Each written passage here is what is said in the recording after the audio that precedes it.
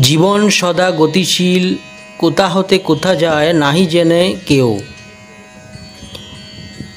এমনই এক ব্যক্তি যে নদীর স্রোতের মতো তার জীবনটা গতিশীলতায় ভরা ছিল।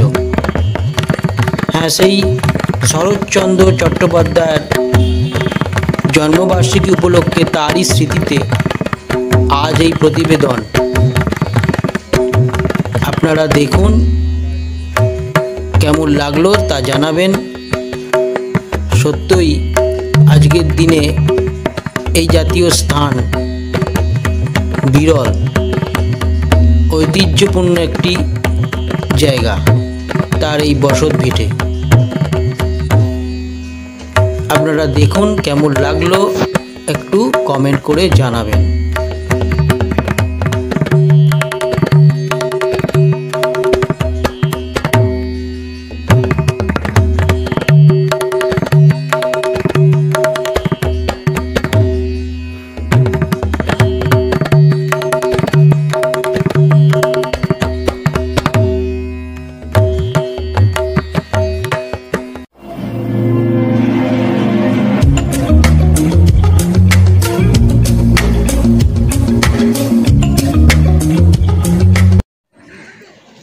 নমস্কার প্রিয় দর্শক, আজকে যেখানে আমি উপস্থিত হয়েছি এই স্টেশনটা হলো দেউলটি, হাওড়া খড়গপুর লাইন। আজকে হচ্ছে 31 আগস্ট মাস শেষ। এখান থেকে আমি যেটা যাব যেখানে, সেটা হচ্ছে সামতাবেড়ে। এই সামতাবেড়ে জায়গাটা বিখ্যাত এই কারণেই, আমরা জানি কথা সাহিত্যিক বা কথা শিল্পী শরৎচন্দ্র চট্টোপাধ্যায় যে জায়গাটিতে বাস করতেন, তার জন্মস্থান যদিও অন্য জায়গায়, কিন্তু এই মধ্যবয়সে এই স্থানে এসে সামতাবেড়ে গ্রামটাতে বাস করেছিলেন। আমরা জানি শরৎচন্দ্র চট্টোপাধ্যায় কতটা উল্লেখযোগ্য একজন সাহিত্যিক আমাদের কাছে, আমাদের বাঙালি জীবনে এবং সারা ভারতবর্ষে এবং ভারতবর্ষের বাইরেও। এনার গল্প, উপন্যাস, রচনাগুলি মানুষের মন জয় করেছে। এই কারণেই তিনি, যারা দুঃখ দৈন্য অনেক দিয়েও যারা কিছু পায়নি, এমন মানুষদের পাশে তিনি দাঁড়িয়েছেন এবং তাদের হয়ে কথা বলেছেন। এই কারণেই তিনি এতটাই জনপ্রিয় হয়েছেন। দুঃখ দৈন্য যারা মধ্যবিত্ত, নিম্নবিত্ত, তাদের জন্য তিনি সাহিত্য রচনা করে গেছেন, যা সমাজে অনেকটাই প্রাসঙ্গিক। এরকম একজন বিখ্যাত মানুষের জন্ম হয়েছিল এই সেপ্টেম্বর মাস, 15ই সেপ্টেম্বর 1838 সাল।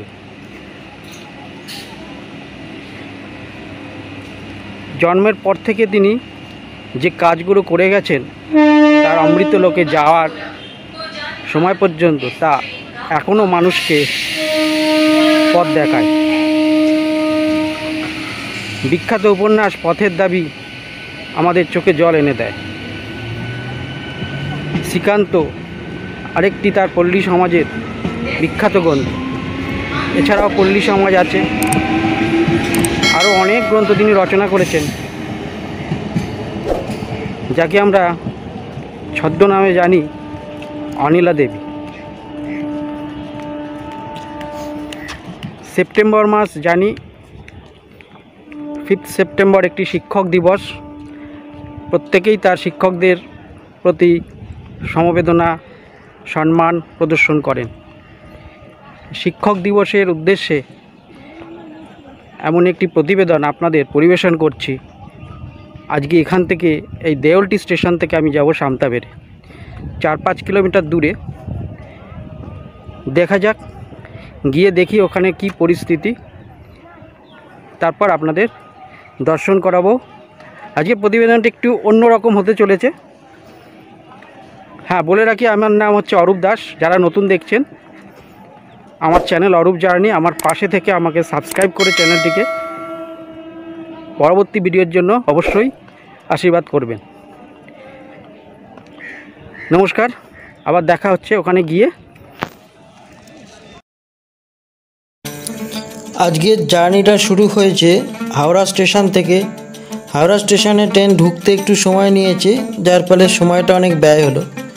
যাই হোক, পথে যেতে যেতে 17টা স্টেশন পার হচ্ছি আর প্রাকৃতিক সৌন্দর্য দেখছি। জলাশয়, পদ্ম, শাপলার চাষ যেন প্রকৃতির সৌন্দর্যকে আরও বাড়িয়ে তুলেছে। এখানকার একটা বিশেষত্ব এই পদ্ম শাপলার চাষ। আরও দেখতে পাবো দেউলটি স্টেশনে গিয়ে যখন সামতাবেড়ে গ্রাম্য পরিবেশে পৌঁছাবো, সেখানকার রূপনারায়ণ নদীর জলের কলকলানি আর প্রকৃতির সৌন্দর্য আমরা উপভোগ করব। আপনারা থাকুন আমার সঙ্গে, ভালো থাকুন। লাইক, শেয়ার, কমেন্ট ও সাবস্ক্রাইব করে অল বাটন আইকনটি প্রেস করে দেবেন। এই দেখছেন রূপনারায়ণ নদী পার হচ্ছি, চারপাশে সবুজ বনানী আর রূপনারায়ণ নদী বয়ে চলেছে। ট্রেন সেই নদীর ওপর দিয়ে ধীরে ধীরে এগিয়ে চলেছে।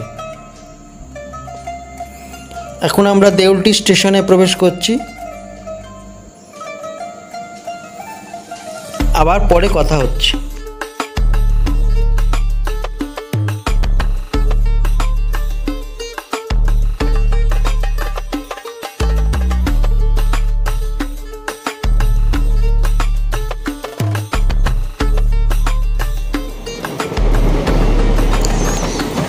আমার যাত্রা দেউলটি স্টেশনে শেষ হয়েছে। এই এক্সপ্রেস ট্রেনটি গেল, তারও যাত্রা এরকম হাওড়া থেকে শুরু হয়েছে আমার মতোই। সেও এখন গন্তব্যস্থলে যাচ্ছে। আমি 1 নম্বর প্ল্যাটফর্মের দিকে এসে এই হাই রোডে আসলাম। এই হাই রোড থেকে ওপারে যাব ক্রস হয়ে। ওখান দিয়ে একটা রাস্তা গেছে, টোটো ধরবো। রানিং টোটো ধরলে একজনের পক্ষে সুবিধা। এই সড়ক মোড়ের টোটো নামিয়ে দেবে, 15 টাকা ভাড়া নেবে।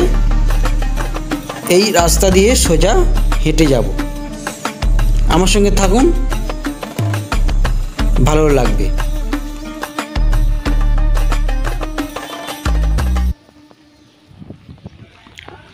আচ্ছা দর্শক, প্রিয় দর্শক, হাওড়া থেকে দেউলটি যে আসলাম, এটা দূরত্ব কিন্তু 51 কিলোমিটার দূরত্ব। মাঝে 17টা স্টেশন পড়ছে। আর এই দেউলটি আসার জন্য যে ট্রেনটা ধরলাম মেদিনীপুর লোকাল ছিল, 8টা 50-এ ছিল, কিন্তু অনেক লেট করেছে, 9টা 17-য় ছেড়েছে। সময় নিয়েছে এই 1 ঘন্টা 10-15 মিনিট সময় নিল। তার স্টেশন থেকে বেরিয়ে হাই রোডের দিকে একটু হেঁটে আসতে হবে। ওখান থেকে রাস্তা পার হয়ে টোটো পাওয়া যাবে, 15 টাকা ভাড়া দিয়ে এই মোড়টাতে নামাবে, একটা সড়ক মোড়। ওখান থেকেই সোজা রাস্তা দিয়ে হাঁটলে আমি পেয়ে যাব শরৎচন্দ্র চট্টোপাধ্যায়ের বসতভিটে। রূপনারায়ণ নদী খুব ভালো লাগবে, আমার পাশে থাকুন, দেখতে পাবেন অসংখ্য সুন্দর কিছু দৃশ্য।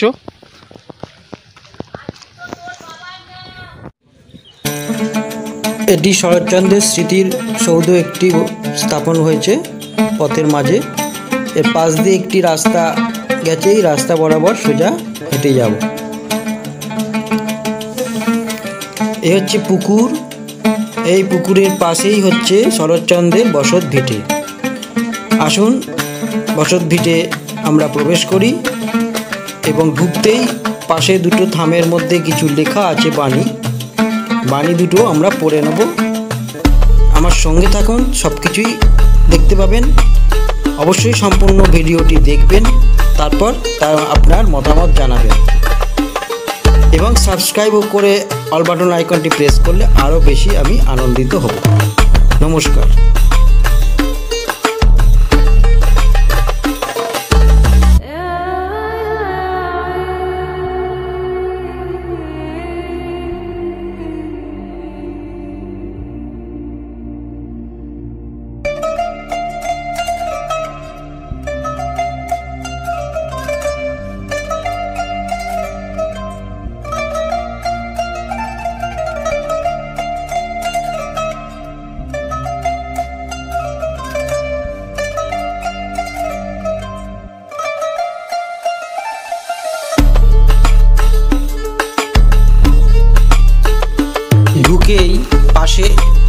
শরৎচন্দ্রের স্মৃতিসৌধ রয়েছে, এটি দেখে নিতে হবে।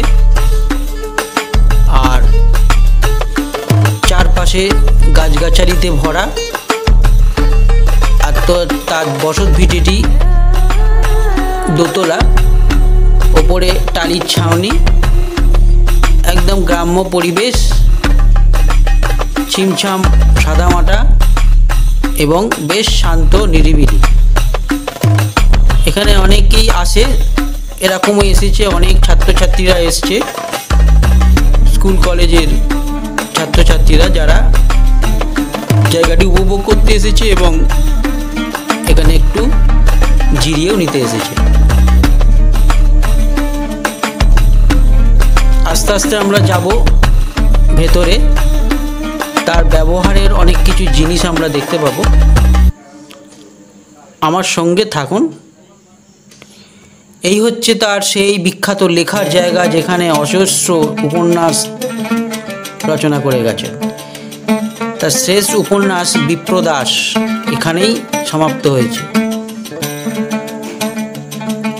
তার ইজি চেয়ার, তার ব্যবহারের লাঠি, তার ব্যবহারের টেবিল, যেখানে তিনি লিখতেন, এই জানলাগুলো খুলে সামনে দেখতেন রূপনারায়ণ নদী, এখনো সেই স্থান সংরক্ষিত। এরপরে যেখানে যাব সেটা আসুন। এই হচ্ছে তার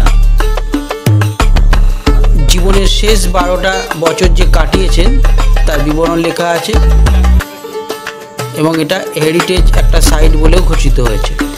এই হচ্ছে সেই ঘর যেখানে বিপ্লবীদের সঙ্গে তিনি বৈঠক করতেন।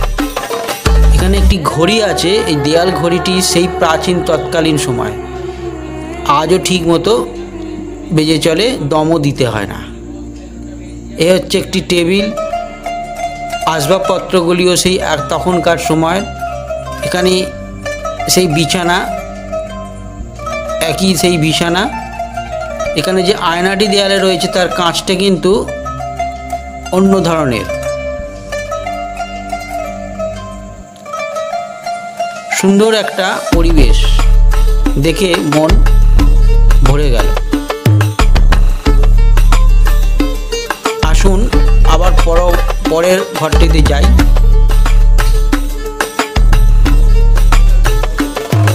এই ঘরে তিনি তার চিকিৎসা করে গেছেন। এই ইজি চেয়ারে বসতেন, এখানে অনেক রোগীরা আসতো তার কাছে চিকিৎসা পাওয়ার আশায়। তার জীবনে তিনি অনেক চিকিৎসাও করেছেন এই ঘরে বসে। এই হচ্ছে সেই সময়ের বিগ্রহ। ঘরের পাশে একটি ছোট মন্দির আছে, যেখানে এই বিগ্রহটি ছিল রাধাকৃষ্ণের বিগ্রহ। এখন এটি এখানে রাখা হয়েছে। আসুন বাড়ির ওপরতলায় যাব, তার আগে পিছন দিকের একটু অংশগুলি দেখে নেব।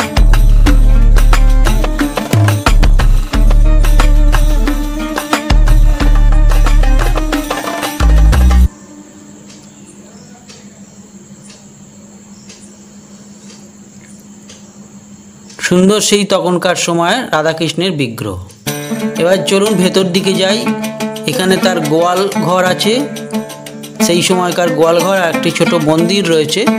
মন্দিরটি এখন ব্যবহার হয় না, মন্দিরের বিগ্রহ ভেতরে তুলে নেওয়া হয়েছে। পাশটি সেই গ্রাম্য পরিবেশের কথাই মনে করিয়ে দেয়। ওপরে টালির চাল, সুন্দর একটি পরিবেশ, মন যেন অন্যরকম পরিবেশের সন্ধানেই চলে। আমরা সবসময় এমনই পরিবেশ আশা করি। আমরা যাব আস্তে আস্তে ওপরে।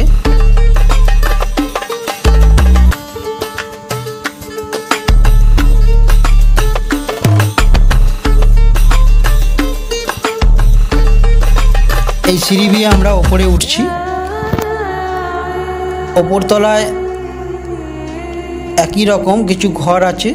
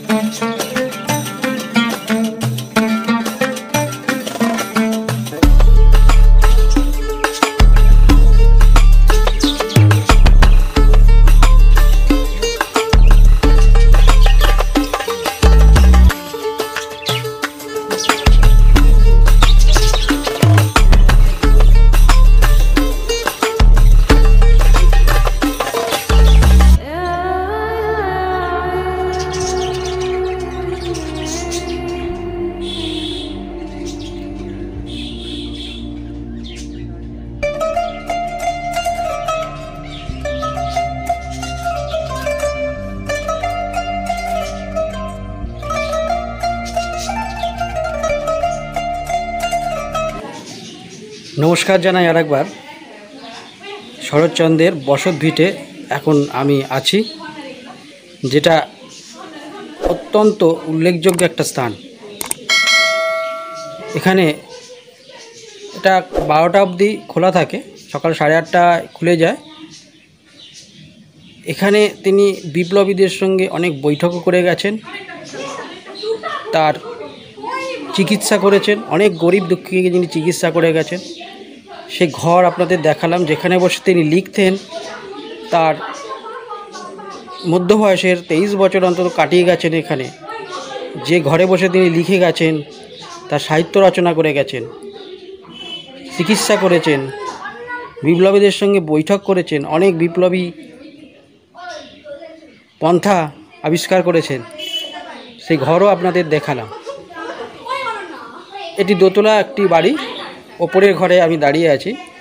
পাশেই দেখছেন নিচের জায়গা, একটা ধানের গোলা রয়েছে।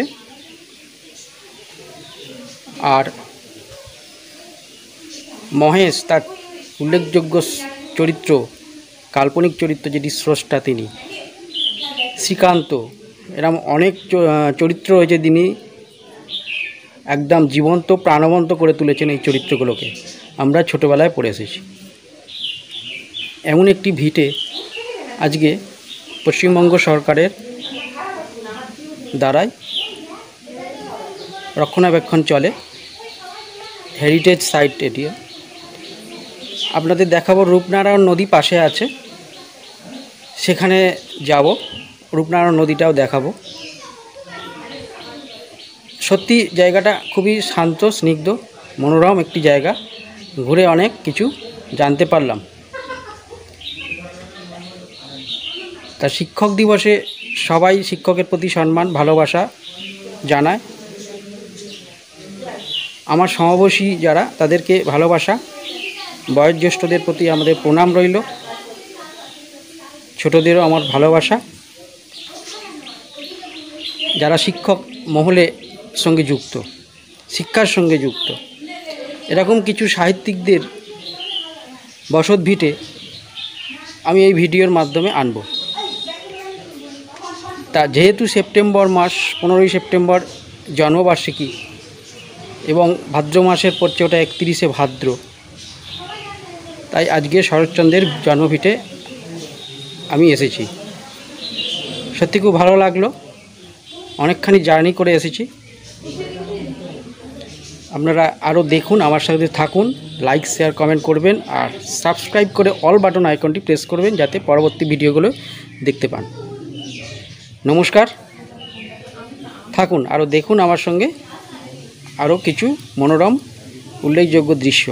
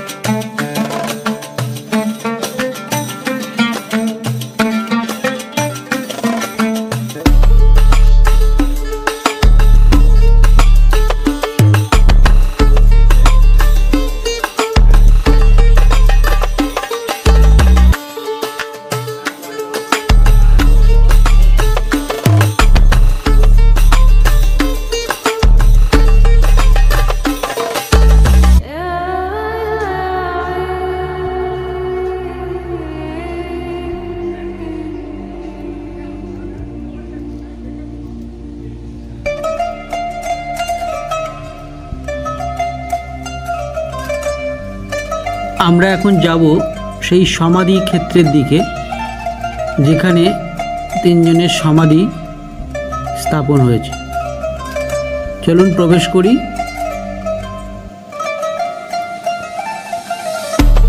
এখানে দেখতে পাবেন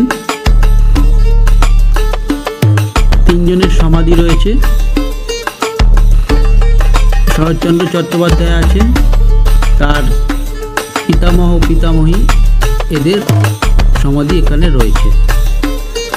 বলে রাখি, এই স্মৃতি মন্দির, শরৎচন্দ্রের স্মৃতি মন্দির সকাল 10টা থেকে 12টা অবধি খোলা থাকে, আর বিকেল 4টে থেকে 6টা, শীতকালে 3:30 থেকে 5:30, 2 ঘন্টা করে খোলা থাকে। শরৎচন্দ্রের পিতা ছিলেন মতিলাল চট্টোপাধ্যায় আর মাতা ছিলেন ভুবনমোহিনী দেবী। হুগলি জেলার সেই দেবানন্দপুর গ্রামে যাদের জন্ম শরৎচন্দ্রের, সেখানেই বড় হয়ে ওঠা মা বাবার তত্ত্বাবধানে। চলুন এবার আমরা সেই রূপনারায়ণ নদীর কূলে সেখানকার প্রাকৃতিক সৌন্দর্য আমরা উপভোগ করব। সামনে বিশাল একটি ক্ষেত্র, এই ছোট্ট রাস্তা, এই রাস্তা ধরে সোজা এগিয়ে যাব।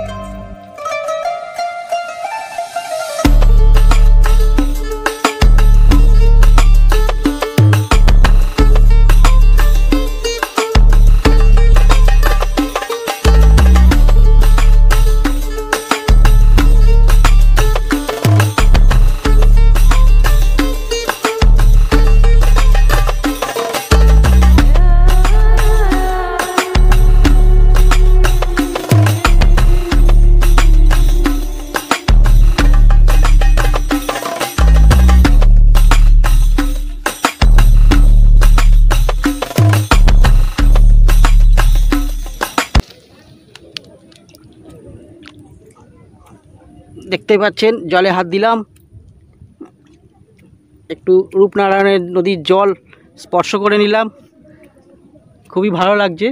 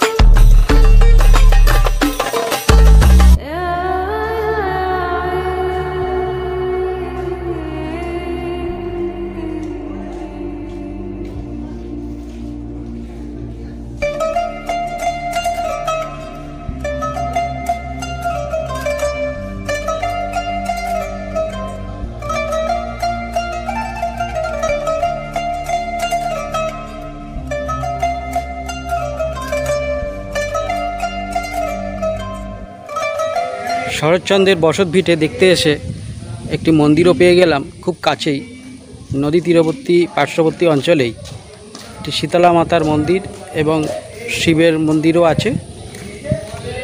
এটিও অনেক প্রাচীন, নতুন করে সংস্কার হয়েছে, 10 বছর হলো। এই মন্দিরটিও দর্শন করে নেবেন, খুব ভালো জায়গা। পাশে রয়েছে একটি প্রাইমারি স্কুল। এখান থেকে একটু অনেকটা দূরে একটা কালী মন্দিরও পড়বে, যদি এখন সময় নেই তাই আমি দেখাতে পারলাম না। আবার কোনো সময় আসলে ওই মন্দিরটিও আমি দর্শন করিয়ে দেব। অত্যন্ত ভালো জায়গা, ঘুরে ভালো লাগলো, মন ভালো হলো। সঙ্গে থাকুন, লাইক শেয়ার কমেন্টটা করবেন আর সাবস্ক্রাইব করে আমার পাশে যুক্ত থাকবেন। অল বাটন আইকনটি কিন্তু প্রেস করতে ভুলবেন না।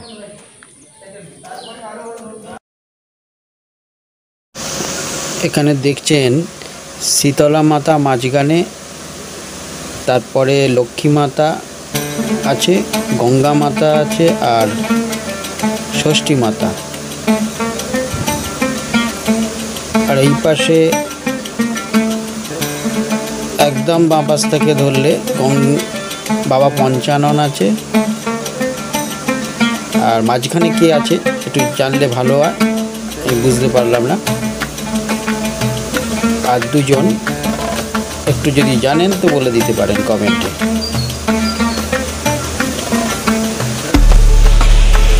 এই ধরনের বিগ্রহ এখনো দেখা যায়নি কোথাও। একসঙ্গে শীতলা মাতার পাশে 3-6টা বিগ্রহ। দেখতে থাকুন।